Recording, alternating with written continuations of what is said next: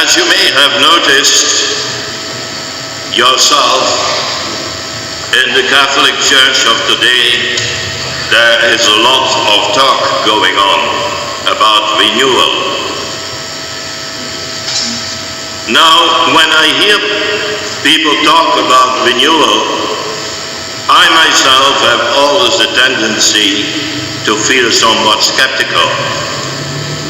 Let me tell you why. I do not believe at all in the effectiveness of any renewal as long as there is not, first of all, a renewal of the spirit of the heart. You can change all sorts of external things in our church. The way we organize ourselves, the songs and the prayers, the way we meet and clothe and build our churches, anything can be changed. But these changes are absolutely and utterly useless as long as they remain only external and do not affect our internal spirit, our heart. And what does that mean for the practice of our life? First, we must have a tremendous renewal of our spirit of love. We all know those words of Jesus. I give you a new commandment, love one another as I have loved you. Now please take note of the fact that Jesus calls this a commandment, not only a pious wish or a romantic ideal or a guideline for a few saints, but a commandment, a must, and a must for everybody. Something that by hook and by crook, all of us must try to realize, not only as an individual, but together as a community. Look how much they love one another, said the pagans about the early Christians. Can the non-Christians still say the same about us? Secondly, there must be a deep renewal in our prayer life. And when I say prayer, I do not mean asking for all sorts of favors. The other day I glanced through a collection of petitions offered in the novena service of another church. And what sort of prayers did I see there? Practically all of them were prayers for temporal needs, for good health, for job, for good results in exams, for a house, for peace of mind. But not one of them asked for the things which in the eyes of Jesus are most important of all, the things he lived and died for. Now do not get me wrong. I do not think it is wrong that people ask for temporal favors, but by all means do.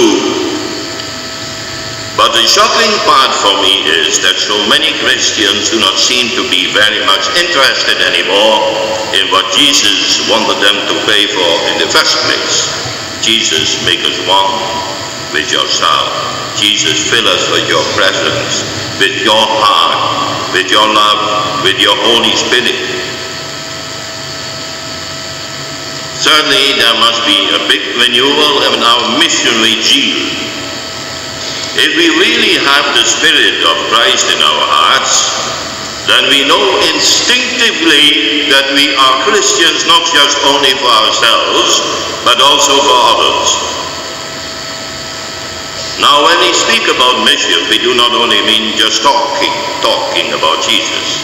It is much more important to bear witness for the gospel in what we do. Sometimes I meet people who complain that there is so much wrong in our present society. People have become so materialistic, they say. My answer is, then we Catholics must be different. Or they say, we live in an egocentric rat race. My answer is, no point in just complaining about it. As far as we are concerned, we must try to snap out of it. If marriages break up and families go to pieces, then we Catholics must show that we can do better. If we feel that there is so much violence, so little love and respect for life, then it is no use for us to complain and to say that somebody somewhere should do something about it. The early Christians did not wait for others to make a start. They just began. They bore witness for Christ, even if they had not studied. In a society full of divorce and sexual vices, they practiced chastity and fidelity. In a society where slavery was normal, they preached the basic equality of every person.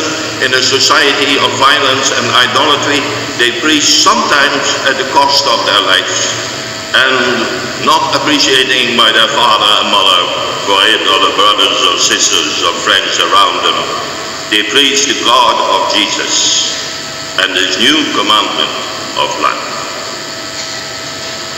Dear friends, yes, I think our church needs a big renewal.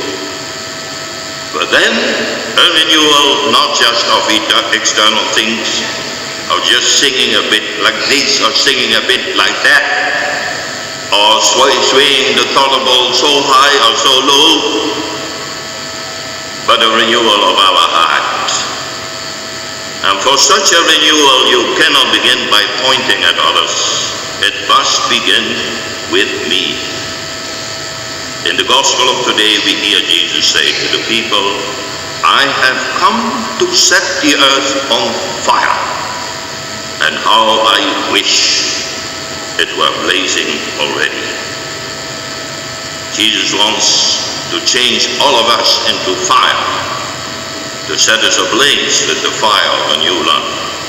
To allow this fire to become part of our lives is not at all easy. Not at all easy. It demands a lot of effort on our part. But most of all, it asks prayer. Because it is also a grace that comes down from us, from God, from the Holy Spirit. That it therefore be our constant prayer, not only today, but all the days of our life, that the Holy Spirit may fill our hearts with the fire of his divine love.